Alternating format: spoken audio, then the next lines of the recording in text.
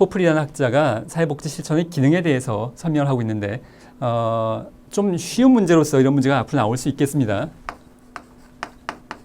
여러분, 예방과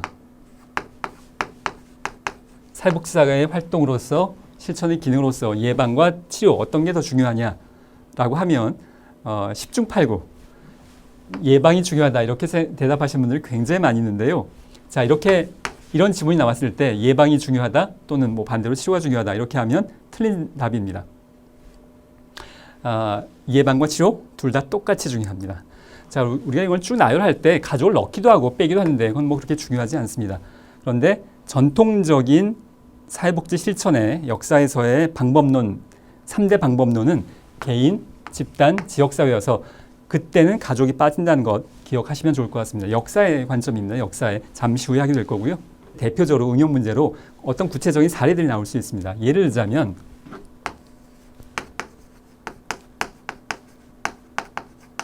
장애인 의무 고용제도. 지금 우리나라 현행법상 이제 50인 이상의 기업체 또는 공공기관에서는 정부기관을 포함해서요. 장애인을 3% 이상, 이게 뭐 몇 년마다 이게 점점 올라가기 때문에 지금 여기서 수치를 말씀드리긴 그렇습니다만 한 3% 정도의 장애인을 의무 고용하는 것이 우리나라의 현행 사회 제도인 건데요. 이것이 법이 만들어진 이후로 지금까지 달성된 적은 한 번도 없습니다. 항상 이 기준보다 미달해 왔어요. 법은 만들어놨지만 현실에서 충족되고 적용되고 있지 못하다라는 겁니다. 기업체들이 볼 때 장애인 고용하지 말고 여기 관련된 장애인 고용 부담금 그냥 돈으로 떼우고 말지 뭐 장애인을 고용해. 목표했던 제도가 현실에서 충족되고 있지 않은, 실현되고 있지 않은 건데요. 그래서 실천에서도 제도를 만드는 건 우리 실천은 아닙니다. 그렇지만 사회복지 실천을 통해서 사회제도가 제공하는 기회와 자원을 제공하고 있는데 달성이 안 되고 있어요. 그렇다면 이걸 실천에서 확대하도록 그 역할을 실천에서는 할 필요가 있다라는 말. 그러니까 우리가 정책과 전혀 분리되는 그런 개념이 아니다라는 것. 이런 예를 들어서 나올 수 있겠습니다. 여러분, 굉장히 틀리기 쉬운 개념 중에 하나가 옹호입니다. 옹호. 뭐 편들어주는 건데요. 대변, 사회적 약자인 클라이언트가 자신의 권리를 주장하지 못했을 때 그 권리를 대신해서 주장해 주는 것인데, 자, 이것이 몇 년도 문제였냐 하면요. 2014년도 문제. 2014년도 기출문제에 간접적인 개입의 종류에 해당하는 것은, 거기에 보기가 어떤 지문에 어떤 내용이 있었냐 하면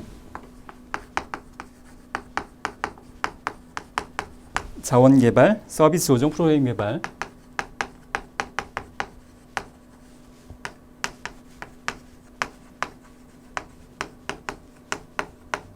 그리고 옹호가 이렇게 네 가지가 있었고요. 이게 기억, 니은, 디귿, 리을. 자, 그래서 이거 네 가지 중에 간접적 서비스, 간접적 개입, 간접적 실천이 무엇인가라는 거였는데요. 많은 학생들이 기억, 니은, 디귿까지만 고르고 리을 빼놓고 옹호는 클라이언트에 대한 거니까 이건 직접인 거 아닌가. 정답은 기억, 니은, 디귿, 리을. 전부 다 간접적인 실천에 해당이 됩니다. 자, 이게 왜 간접이냐? 이걸 이제 많은 학생분들이 잘 정확하게 이해 못 하시는 경우가 있어서 좀 설명을 더 드리자면,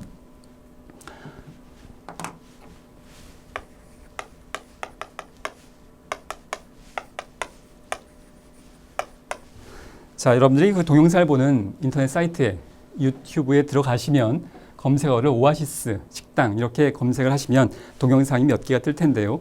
오아시스라는 영화, 뭐 제가 세부적인 내용은 말씀드리지 않겠고요. 오아시스라는 영화에 식당 장면에 등장하는데 거기에 주인공으로 등장하는 문소리 씨가 뇌성마비 중증 장애인으로 나오고요. 휠체어를 이용하는 중증 장애인인데 식당에 밥을 먹으러 갔습니다. 이제 그 설경구 씨 남자 배우와 함께 밥을 먹으러 갔는데 이 식당에서 식당 주인이 뭐 사장님이라고 표현을 해야 될까요?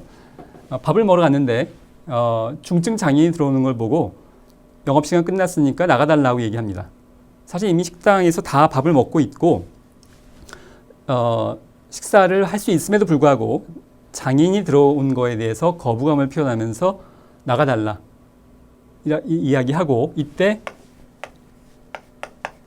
문소리 씨가 중증 뇌성마비 장애인으로 연기하고 있는 문소리 씨가 어떻게 반응하고 있냐 하면 남자 배우인 남자 주인공하고 연애 중인데요. 이제 서리영구 씨하고 같이 왔어요. 근데 여기다 이렇게 얘기합니다. 그냥 가요. 이게 인파워되지 않은 상황입니다. 자신의 권리를 주장하고 있지 못하고요.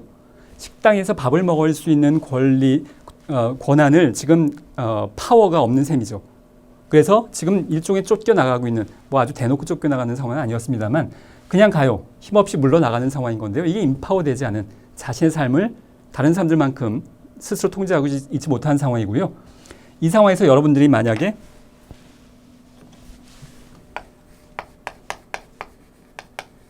여기에 사회복지사로 우연히 밥을 먹고 있었습니다. 여러분 이 동네에 사회복지사예요. 근데 이 상황을 지금 옆에서 밥 먹다가 발견했어요.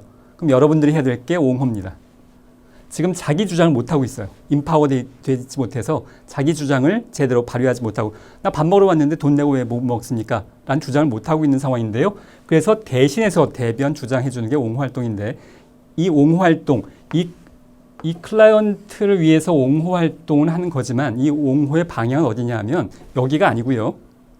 이 말을 어디다가 하는 거냐 하면 자, 장애인도 밥 먹을 권리 있습니다. 장애인 차별 금지, 장애인 차별하면 안 됩니다라는 말을 여기다 할 겁니까? 아니죠. 여기다 할 거잖아요. 주인한테. 옹호의 방향은 환경입니다. 기본적으로 약자를 억압하는 환경으로서 이 식당 주인, 이 사람을 향해서 장애인 차별하지 마세요. 라고 주장해 주는 게 옹호 활동이어서 그런 의미에서 옹호는 간접 서비스입니다. 간접 개입이에요. 클라이언트한테 직접 개입하지 않아요. 클라이언트를 옹호하는 활동이지만 클라이언트한테 대고 장애인 차별하지 마세요 하는 게 아니고 여기다 대고 장애인 차별하지 마세요 이래야 되는 거잖아요.